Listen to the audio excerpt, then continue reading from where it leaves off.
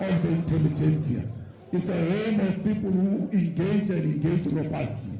And if you don't want to engage, you must never come to this university. Continue with farming in your farm. Because if you want to come here and dictate to us the same way you dictate your workers in your farm, you will never win at the university. So fighters, you must never be scared. You must never be demoralized. You must lead by example. You must be the most disciplined students, especially those who are in the SRC. You must be like those MMCs of the EFF in Ikuruleni who run clean budget and deliver services to our people. You must be like those MMCs of the EFF in Johannesburg and deliver safety and health to our people. You must make sure that you are not accused of any corruption as a student, because the EFF is not a university of corruption. You can't be accused of corruption at this early age. Those who lead the SRC and in the student command, it must be put in the constitution that those who lead the SRC, part of the requirement must be academic performance. If they don't perform, they must never be allowed to lead. Fighters, don't convert this university into permanent residence. This is not your home. There is someone who's coming who wants to occupy that seat.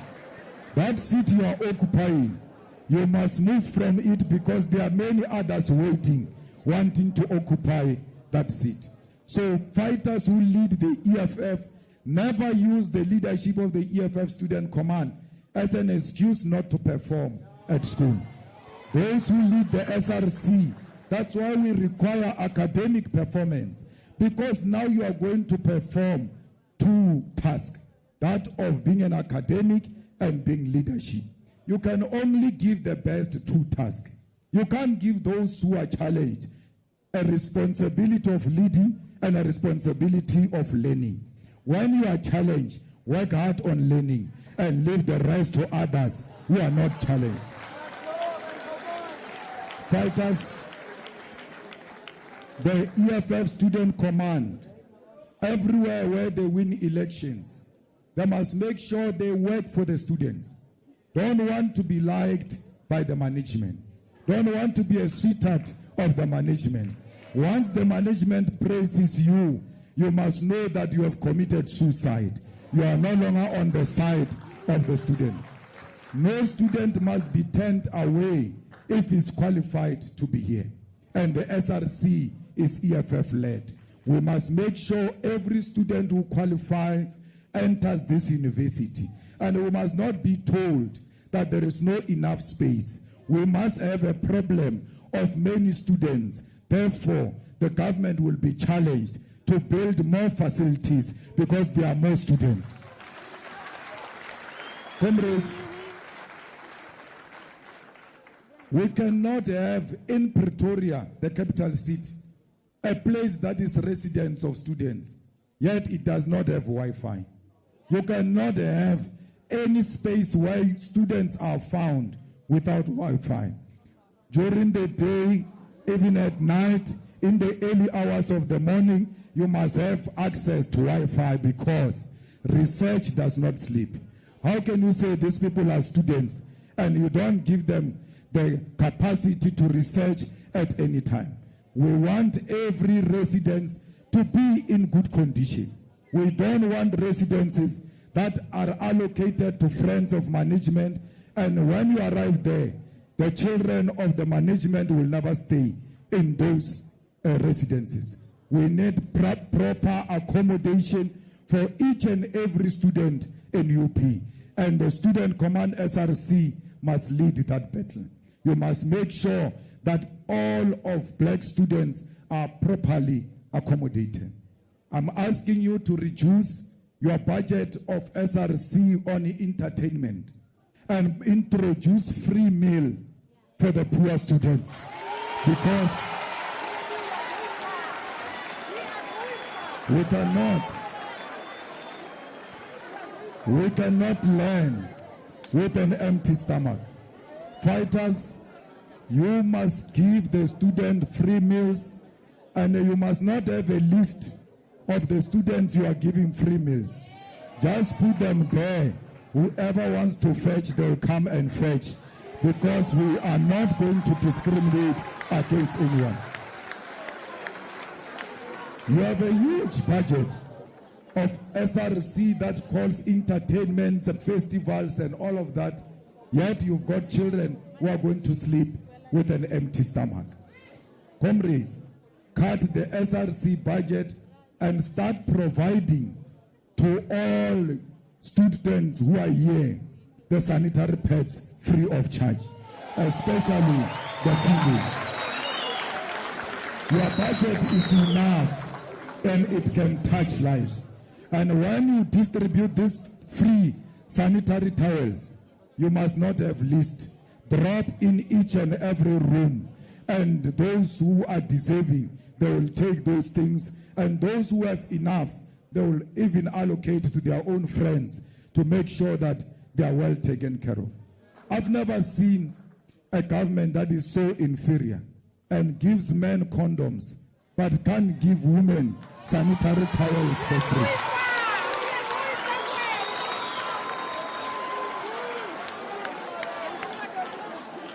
Fighters, the work of condom, it's a choice. It's not a natural call. We make a decision to engage in sexual activities. But those who require sanitary towels, it's not a choice. It's a natural call. And therefore it has to be taken care of. Comrades, we must introduce a graduate stipend. Everyone who graduates and does not have a job must be given money. And this is practical. Because, comrades, you can't say the government can afford to give graduates money. There are not so many graduates in South Africa. There are very few. And we can afford to give them a stipend if we can't give them jobs. Because government gives unemployed people who can't find their jobs and those who don't have access to resources, 370. Whether you are educated or not educated, they give you 370. We appreciate that and we want that to be increased. But it must be given according to qualifications. We cannot receive the same amount of money. We can't go to school for such a long time only to come back and get the same amount of money with the same people who have not gone to school. Because if we don't pay you, if we don't give you jobs and we don't pay you, your children will not want to go to school. Because they are going to say, you are earning the same amount as my uncle who has not been to school. Why must I go to school? Because the amount is the same. So we need to encourage the future generation. The future generation must know that education pays. And it doesn't just pay through lip service. It pays in terms of monetary value. Because you either get a job, you either own a business opportunity, or you are given a stipend. Everyone who goes to school must be paid when they graduate and they can't get jobs. In Botswana, fighters in Botswana, children are not paid after graduating. The day you accept to go to school at tertiary level, the Botswana government pays you money every month into your pocket. And I'm talking here with the young intelligentsia. You can go and find that information for yourself. I'm not here to mislead you, and they can't say I'm taking advantage because you are illiterate. You are the best of society. Here in Botswana, they use diamond because they've got the beautiful diamond to pay students for going to school. They thank you for going to school. When I came here, when I was the president of the Youth League, and I addressed somewhere here, there were so many white Afrikaners, they thought they can threaten me. And I came in. When I came here, during the Youth League time, I don't know what the amount are they paying them now. They were given 5,000 each for going to school every month. My mother died without receiving a salary or a grant of 5,000 rand. Yet our economy is bigger than the economy of Botswana. We've got more resources than Botswana. We are more developed than the rural Botswana.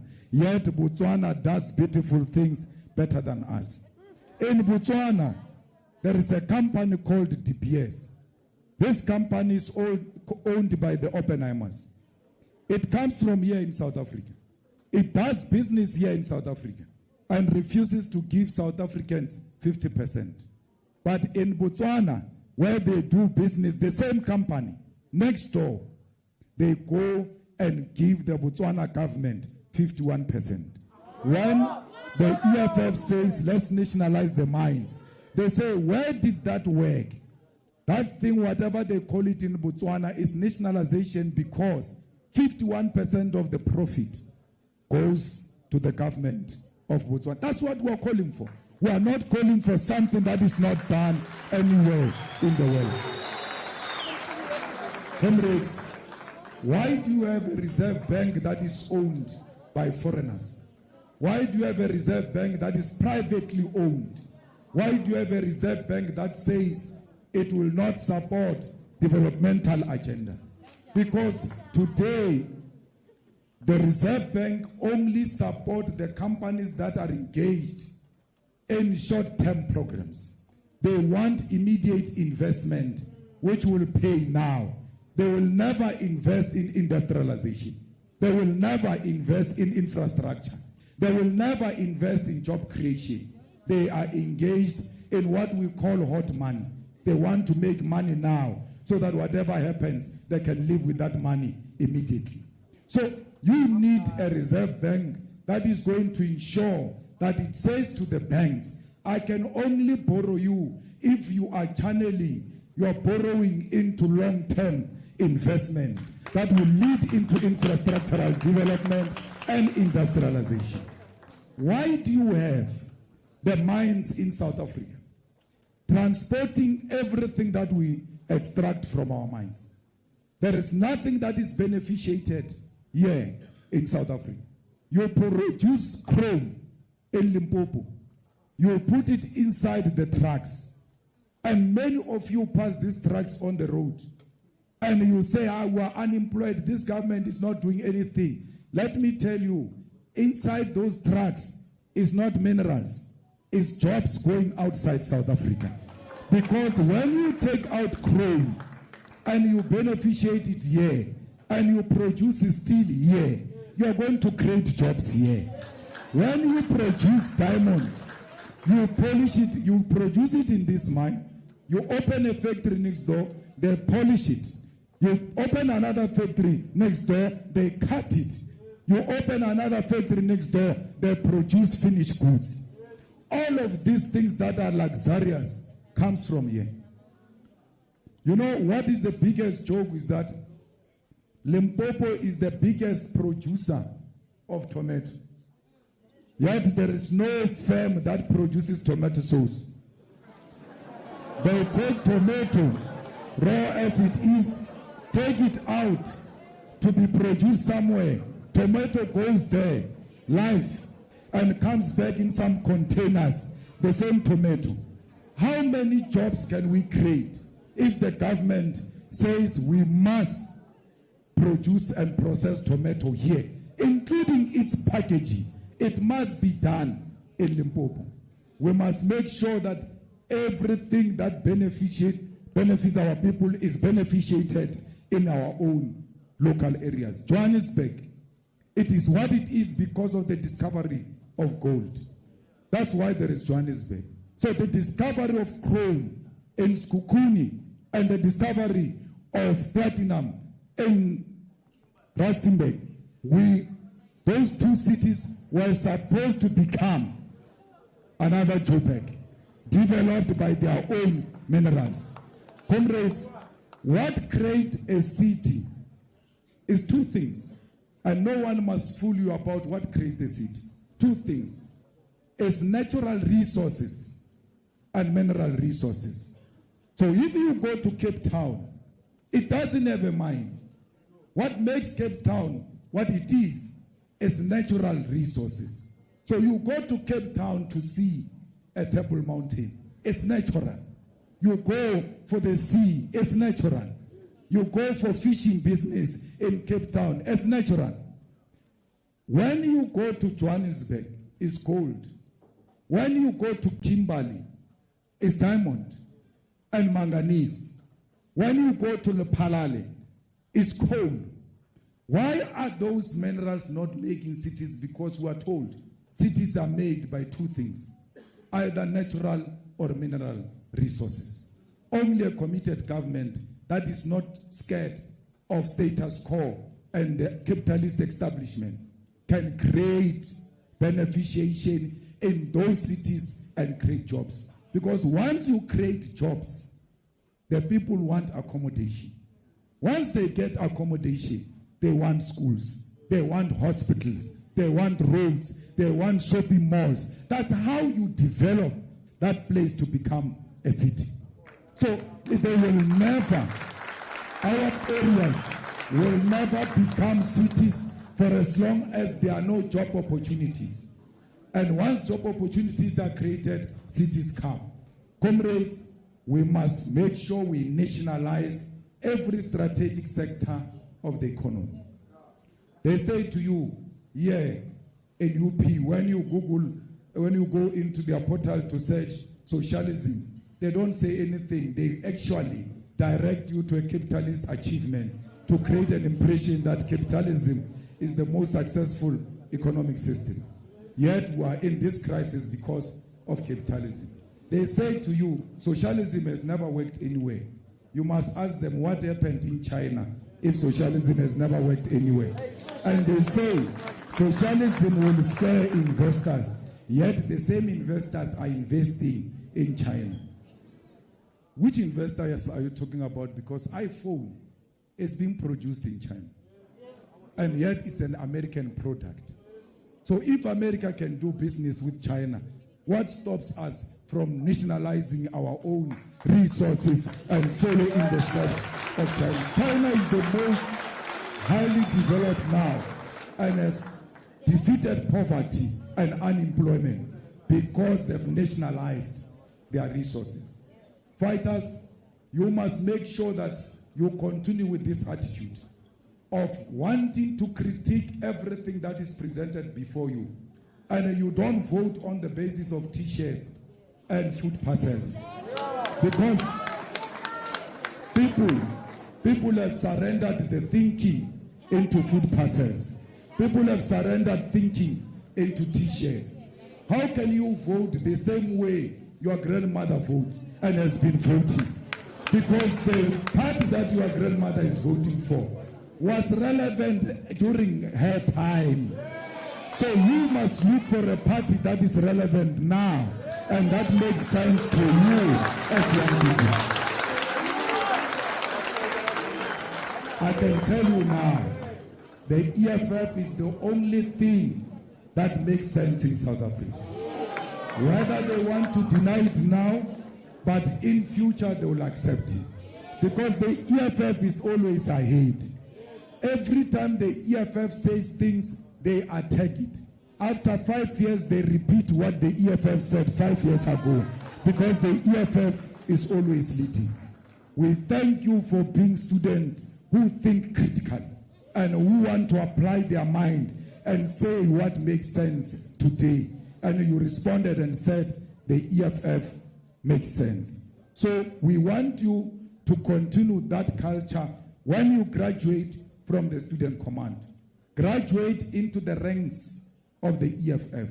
You must become the second and the third layer leadership, because unlike Mangosuthu Buthelezi, some of us are not going to die on these positions. We are warming the chairs for you to come take over the leadership of the EFF. So, fighters, here in Tshwane, you are in a democratic state that the EFF is going to be part of the government. And when you graduate, they must hire you if there are job opportunities, and they must not ask you which political party you belong to. As long as you are a South African with an ID, you deserve to get a proper job in South Africa, irrespective of which political party you belong to. So I want to encourage you to study hard, because the government of the EFF is coming. It is inevitable, and it will only empower those who have empowered themselves. In the EFF, we make education fashionable, continue to make education fashionable, and continue to lead the villages and our townships as exemplary leadership. Because when you graduate here, it will not be your family alone which is going to celebrate. The whole village is going to celebrate that we have produced a scientist who is a woman. We have produced an engineer who is a woman. We have produced a politician who is a woman. Because women must never be regarded as if they must belong to nursing and teaching only. They must belong to everything that makes sense in the economy of South Africa. So, fighters, I want you to study. Do not be discouraged by the unemployment you see today. Do not be discouraged by the state of the economy you see today. Today is not the future. The future is the EFF. Amandla! Amandla! Viva EFF! Viva! Viva EFF! Viva! Ayasa mama kwala. Ayasa mama kwala.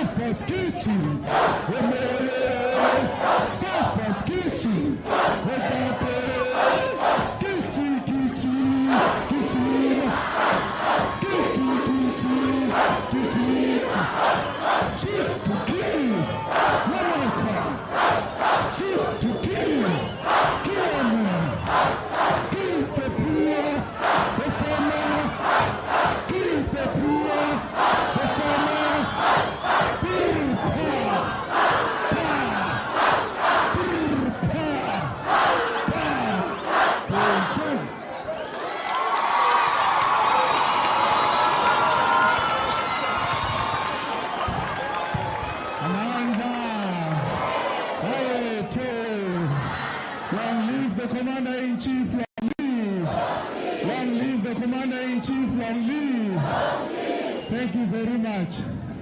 We want to take this opportunity to thank the President and Commander-in-Chief of the EFF for coming to address